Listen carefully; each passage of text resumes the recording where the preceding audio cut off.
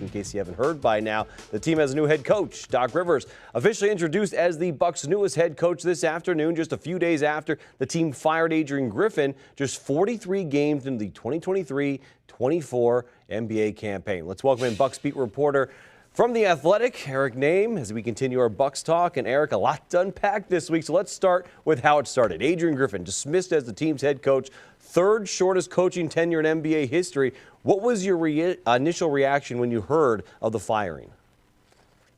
To me, I think the big thing is just kind of where the team was this year. You know, you look at that month of January and it just went poorly. There's just no way around it. Defensively, the team was doing a poor job.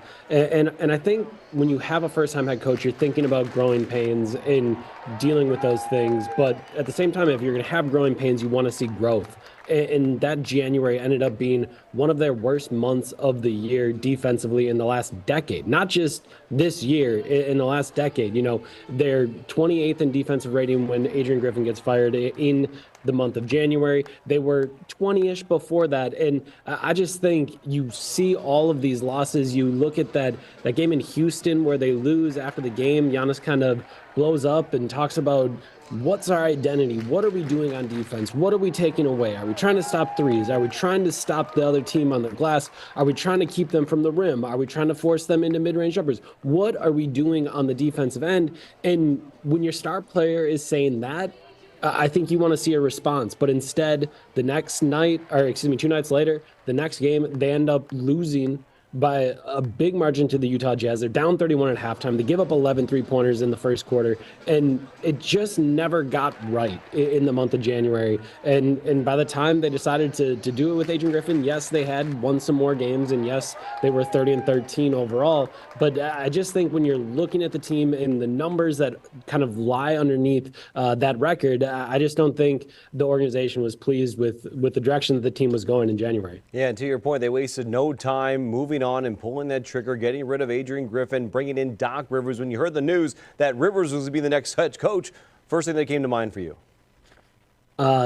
Could not be more of an opposite situation than Adrian Griffin, right? With Adrian Griffin, you're talking about a first-time head coach, and he's trying to figure it out after, 14 coaching interviews and finally getting a job, and he's trying to figure out all these things on the fly.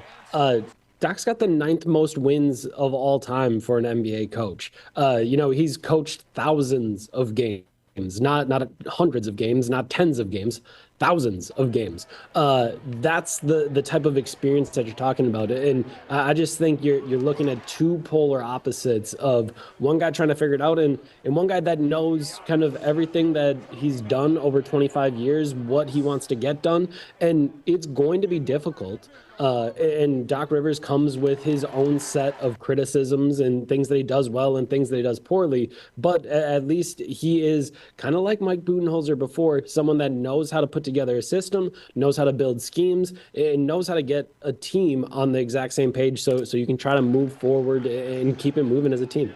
And Eric, before I let you go, Doc Rivers holding his introductory press conference today at Fiserv Forum. You and I were both there. What was your biggest takeaway from that presser today? I mean, the fact that Doc Rivers didn't really shy away from how difficult he thinks this is going to be. And that doesn't mean, he doesn't want the job or anything like that. Obviously, he took the job, and he spoke about how exciting it is to coach Giannis and Dame and Chris and Brooke and have championship expectations. But, the fact that he's talking about, this is a really tough job. I wouldn't wish this on anyone because it's really difficult in season to join a team and need to build a number of those things, need to build an identity. As he went through the schedule, he mentioned the fact that he thinks there's maybe an opportunity for 4 practices the rest of the season. When you're a new coach coming into a new team, a new organization, you're used to a full training camp. You're used to the month in the city before training camp. You're used to all of this time to build these things up. The Bucs play in 15 minutes. Doc Rivers isn't going to be the coach tonight, but they play in 15 minutes, and he's going to be the coach on Monday. And it's a 5-game Western Conference road trip, and the games just keep coming because that's what happens once you get in the middle of the season. So I will say the takeaway I just kept coming back to was he knows how difficult it is. He's not running from it. He wants the expectations. He knows that this is going to be a really great opportunity to win his second championship as an NBA head coach, but that doesn't take away from how difficult this is going to be. Yeah, he said he's coached teams that had expectations and coached teams that didn't have expectations, and he'd much rather be on the team, the side with the expectations. Eric Nehm, as expected, always amazing. Appreciate it, my friend. Absolutely. Thanks for having me.